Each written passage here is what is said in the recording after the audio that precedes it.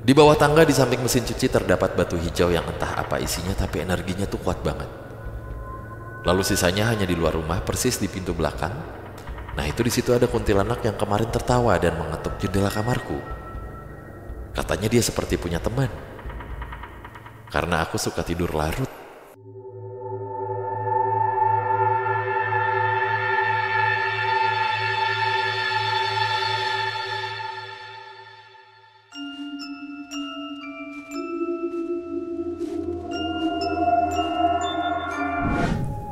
Assalamualaikum warahmatullahi wabarakatuh. Shalom, Om Swastiastu. Namo Buddhaya. Salam kebajikan. Selamat datang kembali di podcast Malam Kliwon episode 611. Itu dia.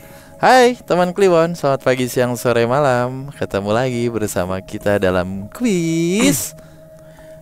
Siapa berani? Tanto Yahya dong. Siapa? Helmi Yahya. Helmi Yahya. Alia Rohali. Yuk. Ini teman Kliwon, kita tuh butuh ide teman Kliwon semua nih. Kalau misalkan PMK punya YouTube membership, kira-kira selain penelusuran kita bikin apa ya? Nah, oke. Tulis di kolom komen kalau misalnya kan YouTuber lain udah punya membership nih. Iya. Nah, langsung main aja lagi, kagak pakai diskusi sama teman Kliwon. Nah, kita membuka diskusi. Ide yang terbaik yang terpakai nanti dapat merchandise dari kita. Betul, dapat gitu. merchandise dari PMK akan dikirim langsung, oke? Betul, sama kita bayarin subscription-nya 1 bulan. Betul. Nah, sama kita kirimin mie ayam bakso. betul, ke Kalimantan kalau yang menang orang Kalimantan. Iya, tenang aja ya. Silakan kolom komen terbuka buat teman Kliwon. Baiknya apa kalau ada subscription atau YouTube membership? Idenya ngapain? Baca tarot mungkin? Nah, Atau baca garis tangan? baca weton? Bebas. Pokoknya ide yang menarik akan kita kasih apresiasi untuk teman Kliwon. Berikut subscription-nya. Kalau idenya dipilih dan terpakai. Itu ya? dia. Jadi yang denger di YouTube langsung komen. Yang denger di Spotify langsung komen di YouTube ya. Betul. Oke. Kita mau bacain cerita kiriman teman Kliwon. Dan cerita ini datang dari seseorang yang hampir tewas karena pekerjaannya. Walalah. Halo Kak Bimo, Kak Danu, dan teman Kliwon semuanya. Selamat gini hari. Makin banyak orang-orang bilang selamat gini hari ya. Nama saya Tinut. Ultraman loh Tinut.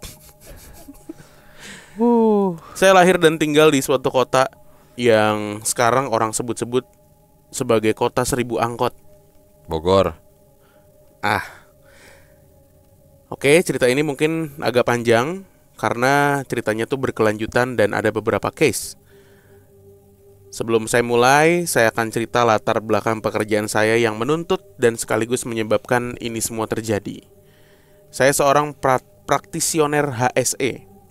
Kalau orang-orang bilang kebanyakan mah seorang safety yang salah satunya bertugas untuk memastikan kondisi tempat kerja tuh aman, atau yang biasa kami sebut safety patrol ke seluruh area pekerjaan. Kisah ini bermula saat saya bekerja di satu perusahaan kontraktor di bidang konstruksi dan dapat proyek di area Jakarta Selatan tahun 2020 untuk pembuatan sebuah mall dan apartemen. Tempat ini sekarang familiar sekali dan jadi titik macet. Lokasinya berada di depan stasiun. Mungkin teman-teman tahu kondisi bangunan yang belum jadi seperti apa. Banyak sekali area atau ruangan yang gelap. Belum ada lampu-lampu. Karena saya adalah orang yang parnoan, maka saya belilah senter dengan baterai baru yang masih terbungkus rapi, seperti baru dari pabrik. Keesokan harinya saya melakukan safety patrol seperti biasanya sendirian, dan saya mulai jam 10 pagi hingga sampailah di ruangan belakang. Kalau sekarang jadi tempat penyimpanan barang-barang atau gudang lah ya. Dan tempat ini tuh gelap. Lalu saya bergumam dalam hati, untung kemarin beli senter. Nyalain siapa tahu ada yang lagi kerja di sini. Akhirnya saya nyalakanlah senter itu dan masuk ke ruangan tersebut. Pada awalnya senter itu menyala dengan baik.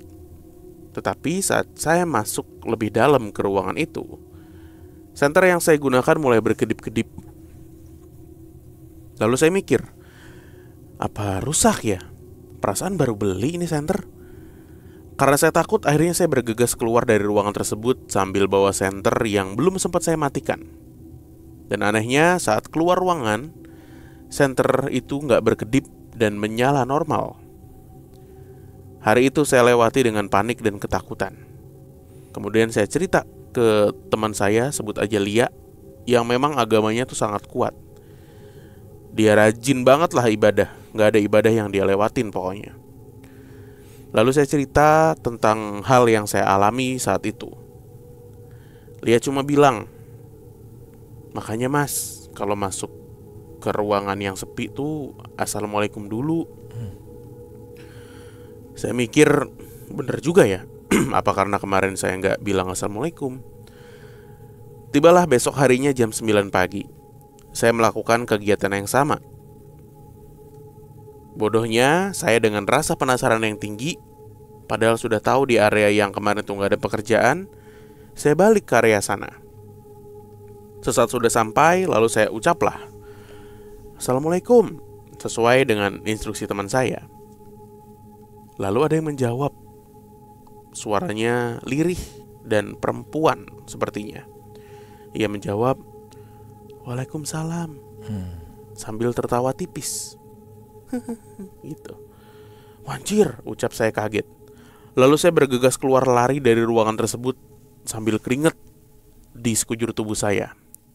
Saya mikir, mana ada sih perempuan yang kerja dan sepagi ini?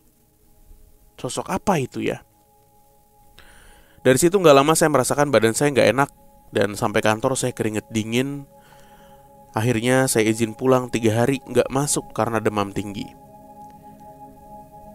FYI, lantai itu berada di lantai 1 ya, belakang tenan baju yang berasal dari Jepang. Beberapa hari berlalu dan akhirnya saya kembali masuk. Karena masih ada trauma di area mall, akhirnya saya melakukan safety patrol ke area apartemen yang nyatu dengan mall, yang kalau nggak salah tuh terdiri dari 17 lantai. Saat itu apartemen masih lowong, belum ada sekat-sekat untuk kamar. Saya start naik dari bawah melalui tangga darurat yang gelap sekitar jam 9 pagi. Sampailah di lantai 15 sekitar pukul 10 pagi, karena setiap lantai saya kunjungi. Hingga pada saat di lantai 15 dan mau sampai ke pintu darurat untuk naik ke lantai 16 nih, saya merasakan ada yang lewat di belakang saya. Padahal kondisi apartemen itu sangat kosong, gak ada pekerjaan sama sekali. Lalu saya melirik sedikit, dan kagetnya ada sesuatu berwarna putih di belakang saya dan pundak saya terasa sangat berat. Sampai saya gak berani noleh ke belakang. Kurang lebih 15 menit saya terpaku berdiri dan merasakan hal itu. Lalu saya mikir, ini saya gak bisa gerak, gak bisa ngapa-ngapain, tapi pengen balik. Apa lompat aja kali ya ke bawah? Saya sudah sampai perimeter gedung untuk melompat.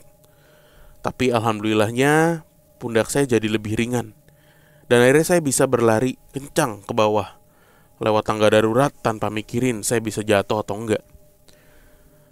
Usut punya usut, dulu di proyek sana ini ada 1 orang meninggal saat pembuatan basement. Dia jatuh dari ketinggian dan memang lokasinya di bangunan apartemen ini dan ruangan mall yang saya sebutkan tadi. Sebenarnya masih banyak sekali Kabimo Kadanu terkait kejadian yang menimpa saya sampai saat ini dan hampir menimpa anak saya juga. Lain kali saya ceritakan sampai ke akar-akarnya. Opo. Maaf ya kalau ceritanya kurang teratur dan bahasanya berantakan.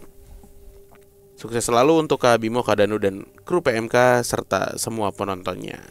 Dadah. Opo. Akaropo. Ini Tinut nih cowok apa cewek? Cowok lah ya. Bahaya Tinut nih kalau misalnya dijajarin ada 3 orang nih. Jadi Ultraman. Tinut. Balik ke atas. Ada superhero begitu ya? Gue bingung dah. Kayak bentaran lobet lah. Aneh banget superhero. Mengilhami penciptaan powerbank. Iya baru berantem sebentar lemes. Gimana? Ya bener lah. Harus ada notifnya ya. Iya. Lemah ya. Kayak semua orang harus tahu ya. Ya itu berarti dia ini tuh, aduh gimana ya, orang Jepang tuh udah visioner bro. Kan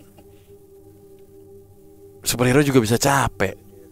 Kalau superhero bisa curhat ya Pak ya, dia tuh akan marah sama pembuat Marvel, sama pembuat apalah segala macam. Kalian tuh nggak pernah menyiarkan di media apa yang kami rasakan. Apa? Capek. Kami tuh juga bisa capek. Kenapa kalian mempertontonkan kehebatan kita mulu gitu. Ultraman hadir sebagai antitesisnya. Pahlawan doyong. Apa ya? Iya, kayak John Wick aja berantem sama Nah. sepanjang film kuat Iya. Tom Cruise lari mulu di film. sampai umur 62. Iya ya. Ini gedung apa ya? HSE. 2020 dibangun. Mall. Oh iya bener, nempel sama apartemen. Iya daerah Jakarta Selatan ini berarti nih. Nggak jauh. Bener, Emang tuh 2020 Bran? Iya bener, pas Covid Masa dia sih dibangun. dibangun apa dibuka? Dia kan cepet itu. Itu kan Tapi gua nggak tahu sih ya tepat dibangunnya tuh kapan Pokoknya, gitu. gua kerja di podcast Mas baru mulai buka. Masa sih? Berarti 2021 lu Sekitaran gawe itu kan? Ya, 2021, 2022 Masa sih? buka. Itu 2017-18 kan baru pembebasan lahan. Terus sempat ada Iya. penolakan dari orang komplek kan. Cepet itu. Iya cepet sih itu. Komplek apa? Emang ada kompleks itu? Sampingnya kan kayak ada perumahan gitu Mas. Perumahan Oh. Perumahan elit. Jelas. Oh, di Kalimantan ya nggak bakal nge. Ya tapi kan Iya, pada iya. Tapi gue inget tuh dulu zaman awal-awal ininya, awal-awal dibuka lahannya gitu-gitu. Karena kan sekolah gue daerah situ kan. Kompleknya komplek bagus lagi ya. Situ ya. Gue pernah tuh mau beli apartemennya. Malah beli. Kagak dong, di jauh kalau. Pertanyaannya siapa yang menghasut dirinya untuk lompat ya? Rasa ketakutannya itu atau gimana? Iya, mungkin kalau ngomongin cocok loginya ya, apa yang dialamin sama Bo gitu kan bisa juga Benar berawal itu. dari bisikan. Arahnya ke situ Oh. saya gitu. Dia udah sampai ujung tuh ya berarti. Tapi kan kalau bau kan depresi, Mm-mm. lebih ke situ kan, menggerus energi positifnya gitu. Apa keinginan buat hidup. Ya, kalau ini kan 15 menit pak, jadi patung begitu. makanya. Kata dia lama banget anjir 15 Ya menit. lama lah. Gitu. 15 menit aja lama, apalagi 32 tahun ya. Lama banget itu. Lanjut, Gimana sih? cerita Mau berikutnya. gimana nih maksudnya? Mau gimana? Info-info Oke. aja dong, info-info. Info. Orang kok ngomong cepet mulu. Halo Mas Danu dan Mas Bimo, perkenalkan aku Lani. Sejak kecil sampai masuk perguruan tinggi, aku tinggal di perumahan ini yang banyaknya ditempati oleh para purnawirawan. Di komplek ini aku banyak sekali kejadiannya. Mulai dari dari teman-teman atau tetangga, bahkan aku yang merasakan sendiri. Dulu waktu aku SMP sampai SMA, aku mulai suka menonton pertandingan sepak bola. Karena hobiku ini, aku diberikan kamar di lantai atas yang lebih luas dan ada TV-nya. Tapi di komplek itu yang rumahnya tingkat itu kan banyak ya. Nah tapi yang dihuni itu hanya di kamarku nih. Oke. Di lantai atas rumah sebelah kananku, belakang dan depannya itu kosong. Dan di sebelah kiri itu sekitar 50 meter ada pohon nangka. Jadi benar-benar berpenghuni itu hanya kamarku. Yang lantai 2-nya, kebayang gak? Banyak nih tingkat-tingkat di kompleknya. Tapi yang dihuni cuman rumahnya dia doang nih gitu. Di kamarku itu kasurnya nempel sama jendela belakang. Dan di belakang TV juga ada jendela. Di belakang rumahku itu ada jalan setapak dan got kecil. Baru rumah tetangga belakang. Suatu malam sekitar jam 1 atau jam 2 pagi, aku menonton pertandingan sepak bola. Real Madrid lawan apa gitu lupa. Persis Solo mungkin. Tiba-tiba dari arah jendela belakang itu ada yang mengetuk 2 kali. Kaget dan aku memilih untuk maju duduknya jadi lebih dekat ke TV. Mengetuk lagi nih lalu dia yang kedua kali. Langsung aku beranikan diri buat buka jendela belakang. Saat aku buka, seperti ada kain putih yang terbang ke rumah belakang. Saat itu juga aku matiin TV dan turun ke bawah untuk tidur di kamar adekku. 1 minggu setelahnya sekitar jam 9 malam, aku sedang telepon menanyakan tugas sekolah ke temanku. Dan aku teleponan di dapur. Di tengah percakapan, aku dengar suara perempuan ketawa tapi bukan dari telepon. Aku bilang ke temanku untuk diam dulu. Pas dia diam, suara ketawanya makin jelas banget dari dekat pintu belakang. Aku langsung lari dan langsung cerita ke mama. Mama mencoba menenangkan dan bilang, mungkin kakak di rumah sebelah lagi bercandain adiknya kali. Terus dijawab sama adikku, kalau tadi sore dia lihat keluarga sebelah pergi katanya menginap di rumah kerabatnya. Besoknya mama meminta tolong ke tetangga depan rumahku yang seorang pendeta dan anaknya yang bisa dibilang indigo. Namanya Tante Ani dan Kak Jo. Tante Ani dan Kak Jo melakukan pembersihan di seluruh isi rumah. Kak Jo bilang kalau di dapur kami tuh yang persis di bawah meja makan, di dalamnya ada kepala kerbau yang dipakai untuk syarat pembangunan rumah-rumah di komplek ini. Sama kayak rumah gua. Diisinya banyak sekali jinnya. Banyak yang jahat tapi tidak mengganggu. Di bawah tangga di samping mesin cuci terdapat batu hijau yang entah apa isinya tapi energinya tuh kuat banget. Lalu sisanya hanya di luar rumah persis di pintu belakang. Nah itu di situ ada kuntilanak yang kemarin tertawa dan mengetuk jendela kamarku. Katanya dia seperti punya teman. Karena aku suka tidur larut. Puji Tuhan setelah itu rumahku jauh lebih nyaman dan tidak ada gangguan. Nah sekarang kita beralih ke cerita di komplek ini. Di belakang komplekku ada bangunan sekolah SMA swasta. Cerita yang terkenalnya dulu, saat pembangunan komplek dan juga sekolah itu, ada seorang tukang jamu yang diperkosa dan dimutilasi, tapi nggak tahu di mana jasadnya dimakamkan. Komplek ini saat aku di sana sangat ramai dan banyak teman-teman yang seusiaku. Kami biasa nongkrong di depan rumah tetangga di pertigaan komplek. Kalau malam minggu pun sangat ramai. Ada yang beberapa titik berkumpul di sini. Dan dari pintu masuk komplek itu garis lurus dengan bangunan SMA itu. Pas malam minggu, aku dan 4 orang temanku nongkrong di depan rumah temanku yang bernama Nisa. Rumah ini selurus nih dengan bangunan sekolah. Saat lagi tertawa-tawa, tiba-tiba aja ada angin dingin dan buat kami terdiam semua. Gak lama, ada perempuan yang terbang dari bawah pintu masuk komplek ke sekolah itu. Dan terjadinya cepet banget. Dan dia terbang sambil ketawa. Kami berlima nge-freeze. Pas ngetik ini pun merinding mengingatnya. Kami langsung lari pulang ke rumah masing-masing. Dan pernah juga kami nongkrong di depan rumahku. Saat itu aku dan Nisa seperti melihat kaki yang bergoyang-goyang di salah satu batang pohon nangka.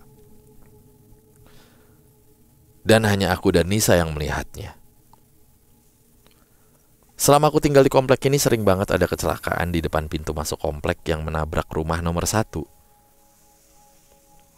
Dan semua yang nabrak itu selalu bilang kalau mereka itu menghindari perempuan berbaju merah yang nyebrang di depan komplek.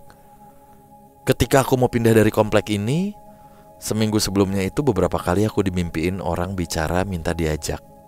Tapi sosoknya gak pernah jelas. Minta diajak pindah gitu. Minta diajak pindah, ajak dong gitu. Ikut. Masa gitu. Goblok lu. Akhirnya aku tanya sama Kak Jo. Dan jawabannya YouTube. tanya aja Andovi. Ternyata itu adalah batu hijau yang di bawah tangga itu. Minta untuk aku bawa pindah rumah. Dan dia bilang, boleh taruh di mana aja dah. Dan akan kasih aku rejeki. Tapi aku takut banget, jadi aku diemin aja. Waduh, kasihan banget batu hijau nih. Nangis nih. Tai, tolong dong. Sekarang aku udah pindah tapi emang gak jauh, masih 1 kecamatan. Dan cerita yang aku dengar komplek itu sepi dan jadi makin serem setiap malamnya. Karena orang-orang lama di sana pindah, rumahnya dijual tapi jadi pada kosong karena belum ditempati. Oh ya, komplekku ini nggak jauh dari kantor Mas Danu dan dari tempat kejadian rel kereta Bintaro. Udah kepanjangan ceritaku nih. Terima kasih Mas Danu dan Mas Bimo dan tim PMK karena sudah dibacakan ceritaku. Ya, intinya seperti Sama-sama. itulah. Sopo? Tuhan Senengnya? memberkati. Hah? Siapa namanya tadi? Lani. Lani. Suka nonton bola dah Lani dah. Suka begadang tuh ya. Tadi Batu Ijo minta ikut pindah, tapi Lani nggak memenuhinya. Nah, Padahal kan kalau Batu Ijo masih enak ngajak ya Pak, ngambilnya gitu. emang apa? Kalau baju ijo kan repot. Bonek dong banyak. Makanya banyak Sepersebaya, gitu. Repot. satu tim, iya. Ngajak Away satu day tim. jadinya. Nah jadinya kan Bener. pertandingan tandang. Ya, Oke, berarti di daerah situ ya, rumahnya Komplek dia ya? Purnawirawan. Sebenarnya Oh iya tahu saya. Komplek Purnawirawan tuh kan banyak ya, banyak sekali ya. Ya itulah di situ. Cuman di situ sih kayaknya. Gue juga tahu kayaknya. Deket. Dekat kan. Emang sepi tuh komplek tuh. Nah, Komplek Purnawirawan tuh ada. Let's say TNI AD. Komplek Polri itu ada untuk pensiunan Polri. Damkar ada, asrama Damkar dan lain-lain yang menjadi komplek gitu. Satam ada nggak? Pensiunan Hansip lu cari di mana? Ada nggak? Jemurannya kemeja safari hijau. Purnawirawan Hansip. Kakek veteran Hansip. Alhamdulillah. Keren. Keren. Veteran perang, bentukannya Hansip kan veteran perang. Lah kalau udah dia jadi veteran gimana bentukannya? Ompong gitu ya. Aduh, tapi gagah-gagah bro. Kena kopi hitam terus. Iya kan. Tempe goreng. Gorengan adem. Aduh. Lucu banget. Hansip ya, ini Hansip ya, bukan security, bukan satpam gitu, bukan. Literally Hansip ini. Yang waduh, Kalau satpam sama security kurang komikal ya. Harus Hansip memang. Ya kan? Kayak pas gua di Podfest pertama lah. Nah, kayak gitu. Ada orang ronda, ada Hansip. Di pos ronda lagi beneran setnya. apa ya Hansip itu apa sih? Pertahanan sipil ya? Tahanan sipil. Nggak usah ditahan-tahan deh sipil. Ngapain kudu ada pertahanannya? Justru pertahanan sipil itu penting, Pak. Benar. Agar tidak dikooptasi oleh pihak-pihak yang bukan sipil. Oke, selamat malam. Kita ketemu di episode berikutnya. Dadah. Dah.